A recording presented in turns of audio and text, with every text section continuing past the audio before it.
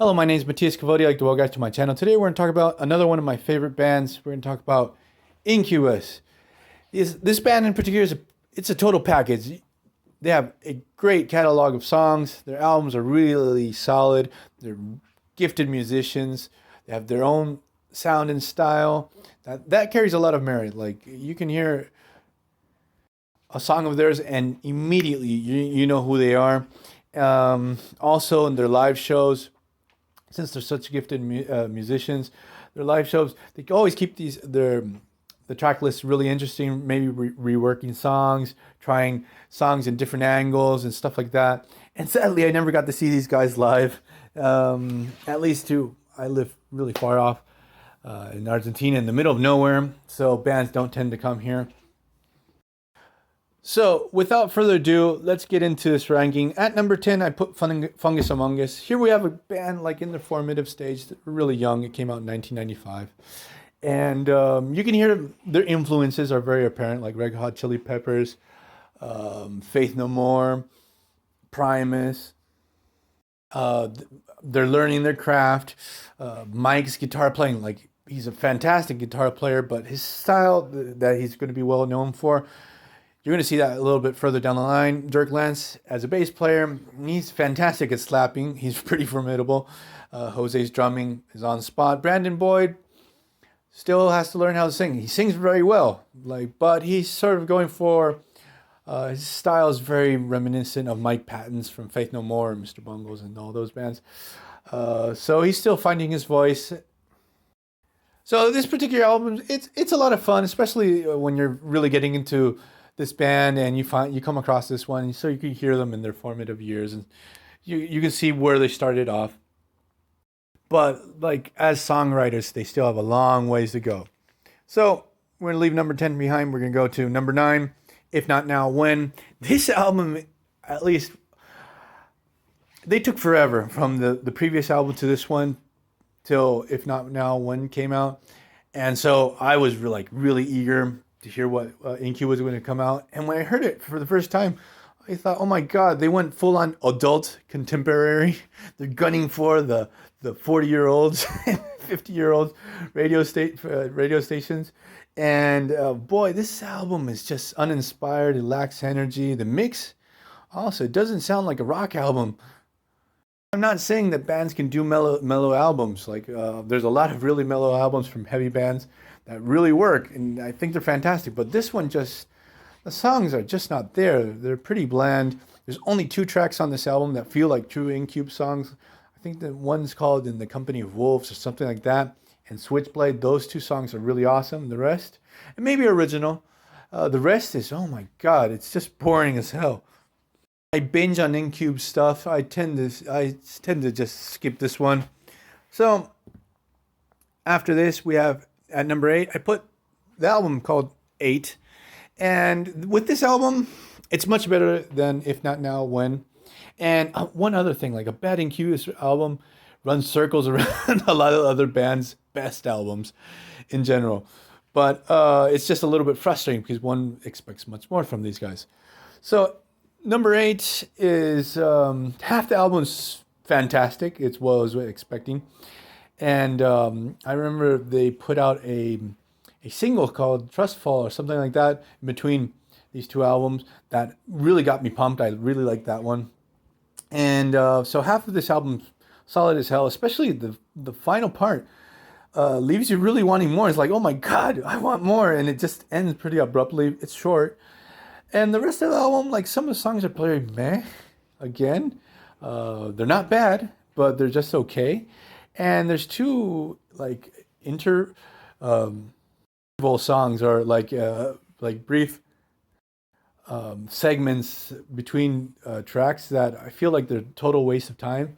And also an instrumental track that just is boring as hell. So number 8, it's interesting. I think my favorite track off that one is actually a mellow song called The Loneliest. That one's really good. They try some interesting stuff on that particular track. Also, I like Glitter Bomb quite a bit too. So leaving 8 behind, we go to Science, number 7. Science is the first album I ever heard from Incubus. Remember, where I heard it. It was in the parking lot in McDonald's. A friend of mine's car. We were going to some bar somewhere after eating, and I heard New Skin. And just my head just exploded. It's like, oh my god, that's awesome. This album is more. It's probably their heaviest album. During this time, new metal was pretty big, so they sort of jumped on the new metal bandwagon. So their funk metal side was like much more present, fusing it with alternative stuff. New Skin, Dirk Lance's bass lines on New Skin and on Certain Shade of Green. It's like, oh my god, I just really love those tracks. I remember hearing Certain Shade of Green. Sorry, trying to play that track, up my bass playing skills. Another thing I really like about this album is Nebula. That song, I can hear like the influences from bands like Fantomas or Mr. Bungles.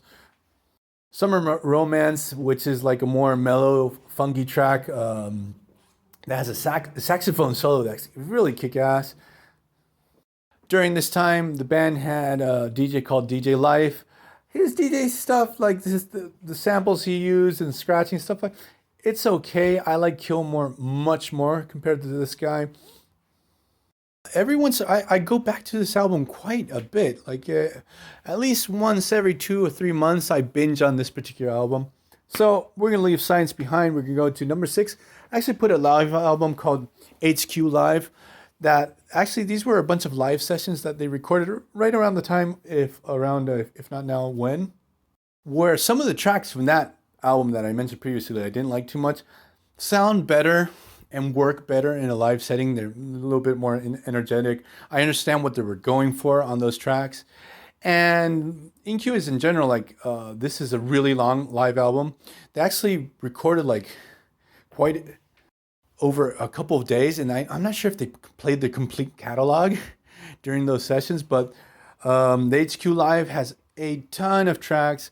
The band sounds fantastic. I love the banter of Brandon Boyd with the fans. Ben Kenny as a bass player, he's just incredible. Mike's guitar playing. Funny, there's one track where Mike's guitar string breaks, and you can hear him mess up, but it's just really cool to see that they left it there, and there's a little bit of banter at the end of the songs. Hey, I screwed up. Here you can really hear that why I actually consider Incubus like a fantastic live band that has a killer set list. They go out, they put 110% in their live shows. So at number 5, I put A Crow Left to the Murder, which is the first album without Dirk Lance. Ben Kenny joins the band, and I remember when the first time I sat down to listen to this, I was just really blown away, because here we have a band that just really felt like they matured a lot. Their songwriting skills, like already they were really good. They just take it up to 11. Sick Sad Little World is one of the most epic songs they ever written. Mike Eisinger is guitar playing. Like he starts playing these really insane and creative guitar solos on this album. Tola is another track. Like you can hear a lot of influences from Mr. Bungles. Here it's more apparent, at least for me. That's where I feel like they draw some of their inspiration, and from Fantomas. Also some fantastic ballads like Talk Show on Mute, In My Room. There's just a little bit of lack of focus on the album in general. They're going in all directions. They're trying a lot of shit on this particular album, and most of it works. And maybe there's like 1 or 2 tracks. Southern Girl, at least for me, doesn't work. I feel like it's a little too much in the filler category, but I feel like A Crow is like a statement, a musical statement. And again, Ben Kenny as the new bassist, I feel like he brings a lot to the band, and it seems that he also adds his songwriting skills to the band. We're gonna leave A Crow at number 5, and we're gonna go to number 4, where we have Light Grenades. This album, at first I remember it came out, and I wanted A Crow too. But like over the years, I realized that I was just being really stupid, and that Like Grenades is it's surprisingly a lot more heavy. It's very, very energetic. Ben has become more at one with the rest of the band, with Mike and Jose and Kilmore, and they're all working as a super tight unit on this album. Anomaly, a rogue. Sorry, there's like a couple of freaking awesome tracks on this. So we're gonna go to number 3. We have Morning View. Here, what I really like about this particular album, they recorded it in a mansion, and it's something about albums that are recorded in mansions or houses, stuff like that. Always have a really interesting mood to them. Like the album, or these albums in general, have like a really interesting vibe to it. Be it Blood Sugar Sex Magic, Tiny Music is another really, really good album recorded in a house. Subliminal Verses by Slipknot, and Morning Views too. Like really fine tune that particular sound and style that they establish and Make Yourself. And Lance is still on the band.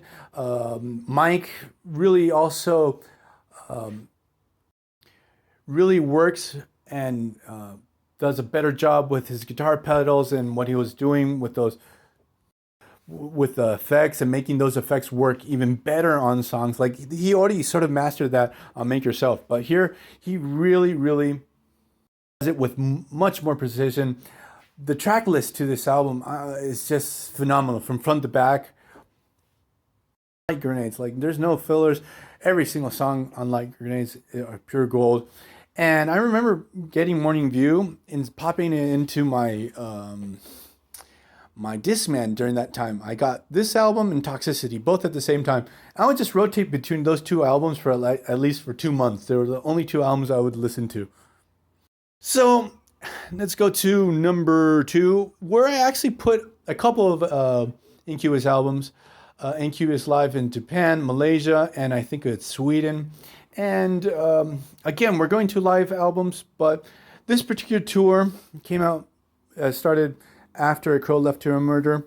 And here we have a band really reinterpreting and working on some of their songs in this particular live setting. And also, they're very similar to the Red Rocks live show, which is one of my all-time favorite DVDs.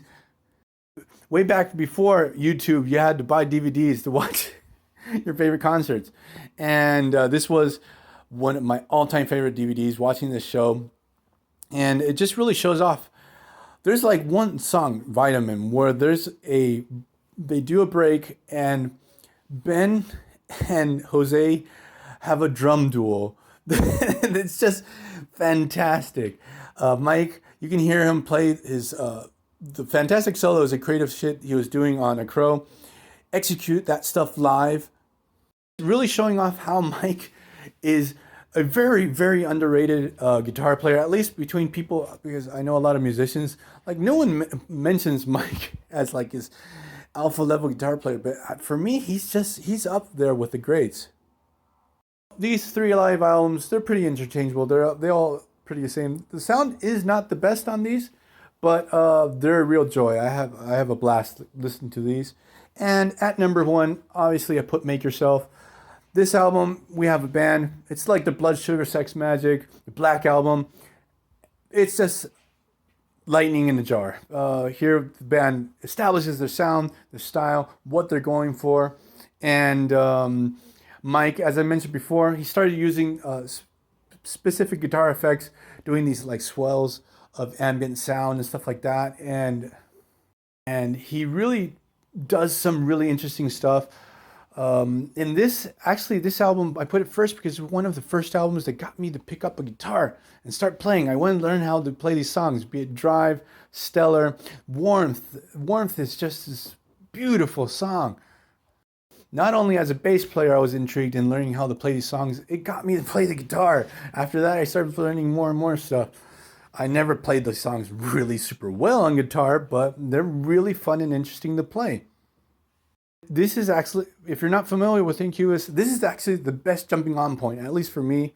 This album is fantastic. So, I'm going to leave this video here. Hope you guys liked it. If you haven't Incubus before, go out and listen to these guys. They're worth it. See you guys next time. Bye.